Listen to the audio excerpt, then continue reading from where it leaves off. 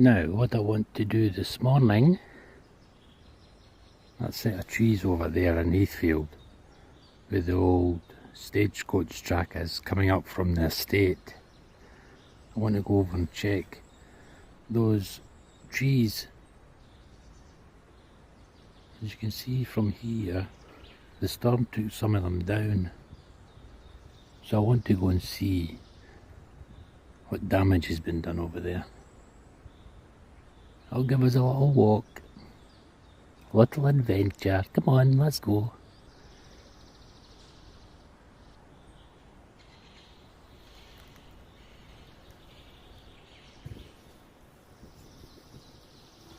It's another cold day, but pleasant. At least that wind's not as strong. There's just a little slight breeze, which I like. This is a nice walk going over Heathfield. I don't think I've took you down this way before. Maybe I have. But it's pleasant.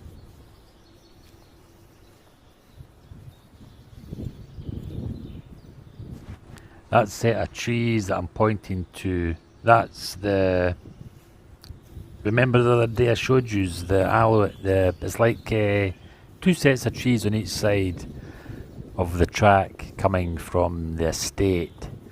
Still in Aird's estate, yeah.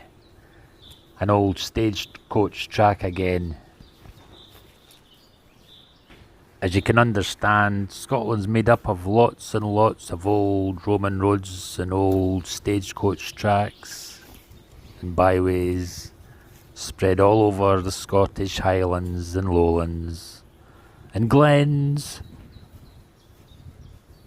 It doesn't take as long to get from Leafy's Wood over here in Heathfield to those fallen trees. It'll be interesting to see what they're like. As you've gathered, the farmer's got no sheep in here at the present. I don't think he puts them in here until March when the lambing season starts. So that's why I'm in exploring Heathfield and its surroundings the past few days. No sheep.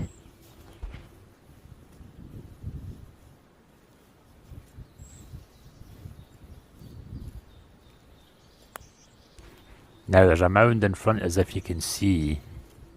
That's a very historical piece there. Yeah, I think I've showed you this before, but see that what I'm pointing at? That mound is the entrance, well, the entrance or the exit, whichever you want to say, exit or entrance to a secret tunnel that comes from the estate down there. That's still in Aird's estate, an old Scottish estate. And a long time ago they used to have escape tunnels that went under the ground from the house, so that if they were surrounded by the enemy or they had to escape quickly, they had these escape routes. And it was basically a tunnel going under the big estate house and up through the glen and into this, like an escape entrance and exit. So the escape tunnel from the house runs right under me, and this is the exit. A quick escape route from the enemy. Look how dark it is in here. This goes way, way back. Centuries.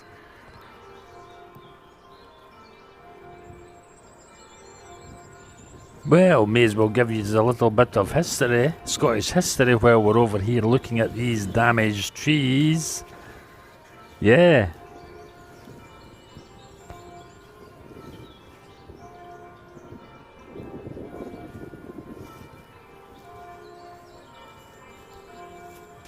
Again, I wonder how many people went through these tunnels, in and out. Now, most of the Scottish estates, the big estates in Scotland, all had these escape tunnels. They had to have them. Either that or they were trapped inside the big house.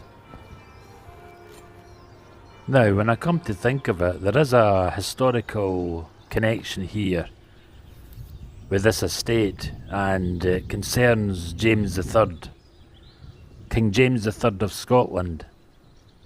Yeah. You've probably heard of him, or you've probably seen one of my past documentary videos on it. Me and my brother Raymond made. But yeah, let's talk a little bit about that since we're over here. But first of all, let's go and check those trees first, and then I'll explain the story of James the Third to you, how it's got a connection with this big house.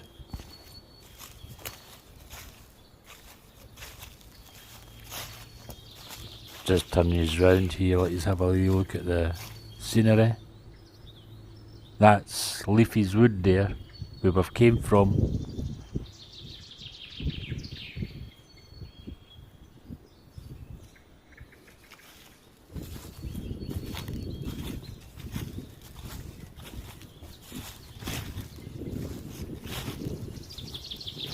Everywhere I've went the past few days, that last storm we had has brought down many trees, a lot trees. As I says to yous, I haven't seen a storm like that for years, but look at the damage here. That's more trees, and this is just in Heathfield.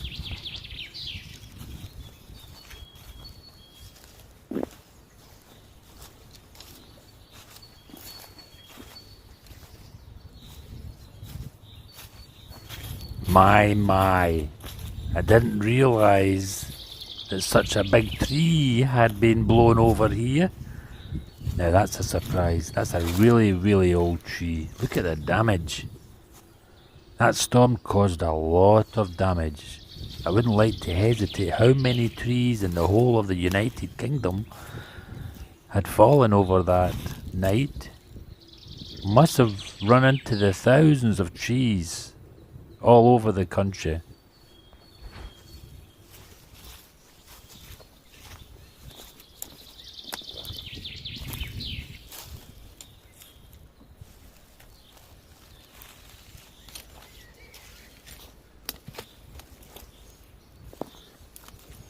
This is the old stagecoach track coming from the estate house.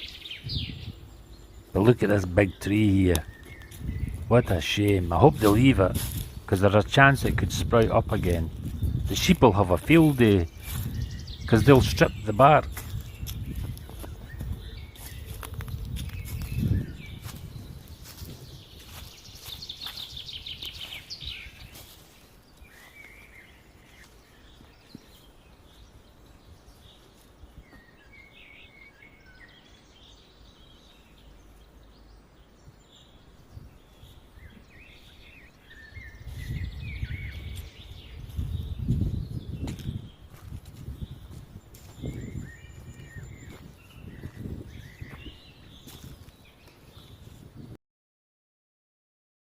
Now here's a lovely painting of James the Third, what he looked like. I'll give you an idea as we go through this story.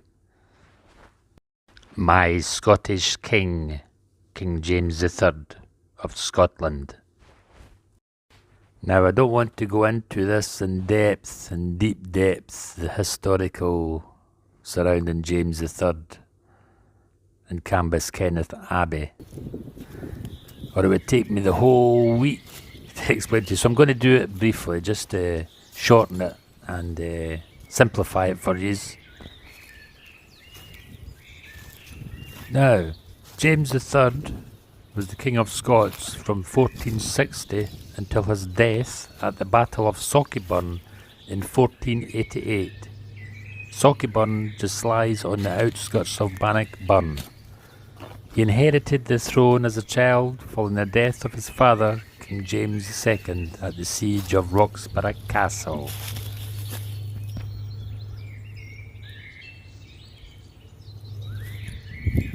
James III and his Queen Margaret of Denmark both lie buried down at Cambus Kenneth Abbey. It is just below the Stirling Castle, across the river from the Stirling Castle. I'm going to show you a small piece of film that I filmed a few years back of Cambus Kenneth Abbey, just to give you a little picture of where James III and his Queen Margaret are buried after the death at Sockieburn is actual fact he was murdered. It's suspected he was murdered anyway. But he's lying buried down at Cambus Kenneth Abbey.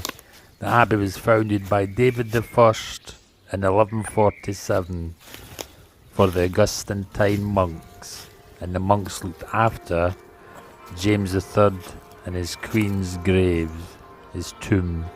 So I'm going to show you some clips from parts of my documentary that me and my brother Raymond made. So enjoy. Famous scene in Remember, this is where he's buried. Anyway, I thought I'd bring you to have a look. Anyway, enough of me. Look at that. Isn't that beautiful?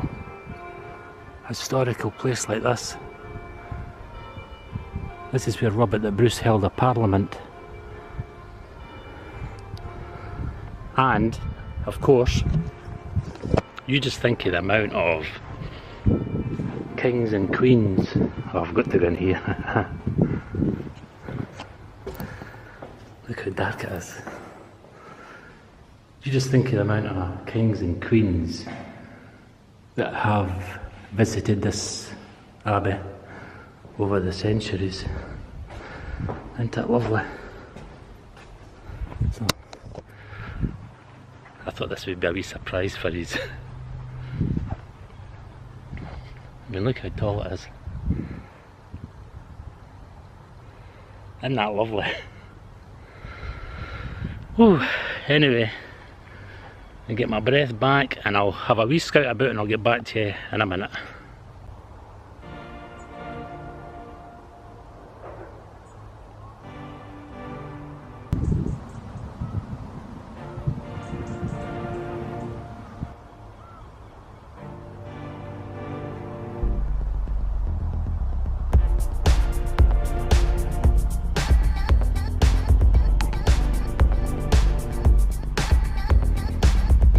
This is where James III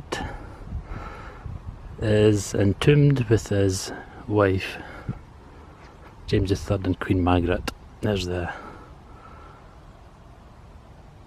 beautiful painting of it.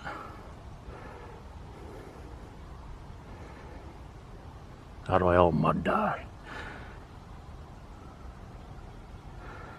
I might put a bit of the film on this vlog for you to see.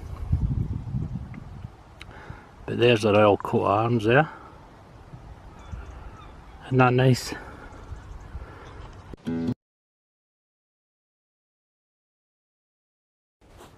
Now, as it says, there was a big battle at Bannockburn. There's a little hamlet called Sauchieburn, and this is where the Battle of Sauchieburn took place, just on the outskirts of Stirling Castle. Bannockburn is my hometown, where I was born and raised. So yes, a famous battle. Look it up on Google, the Battle of Sauchieburn. But anyway, James III had supposedly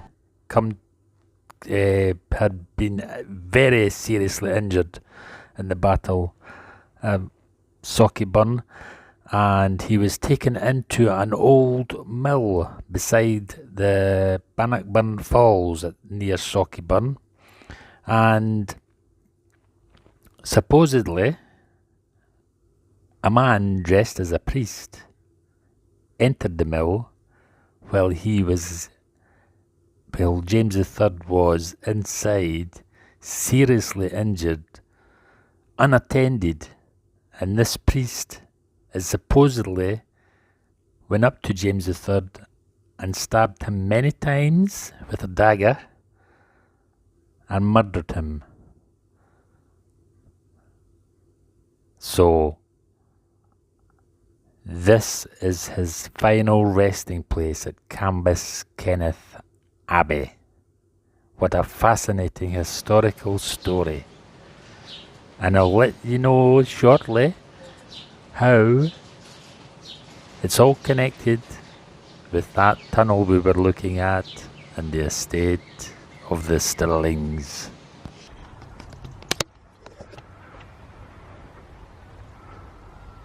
I'll try to let you see as much as what I can see, you know what I mean?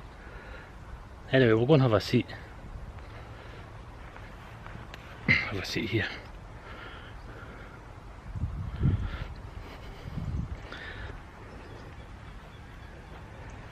Look how wet my shoes are. That's a dew.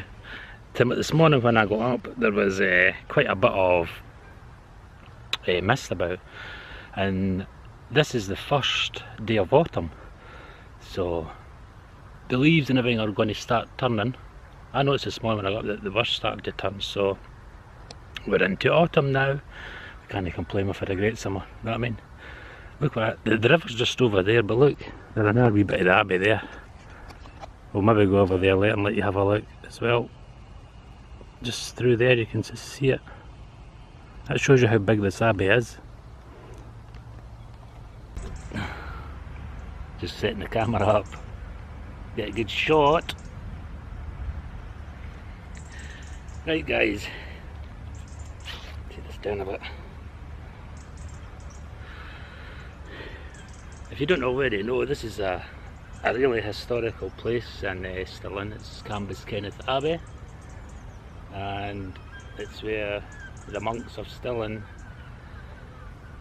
resided, the Augustinian monks, and there's James III's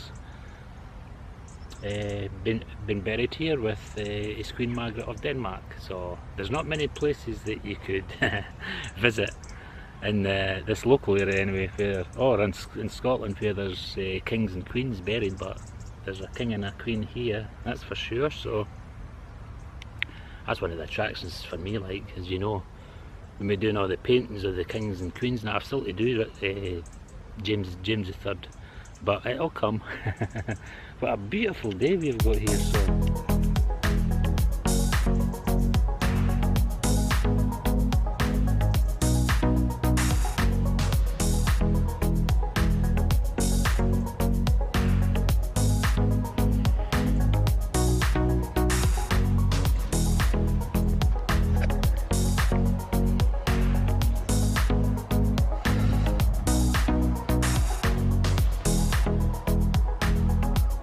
nice, isn't it? Beautiful here.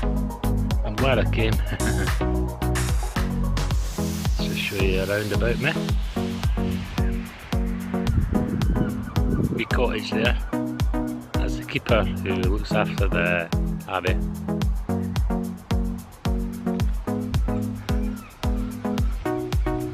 Yeah. So basically guys, it all comes boiling down to the culprit. Well, the priest, or the person who was dressed up as a priest, was never found or located. And it's all been suspected. Now this is just rumours and stories, remember, that the perpetrator came from this estate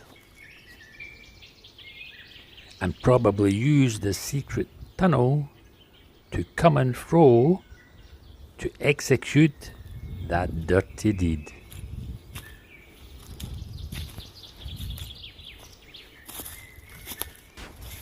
A lot of the Scottish nobility and lords and estate owners did not like James III.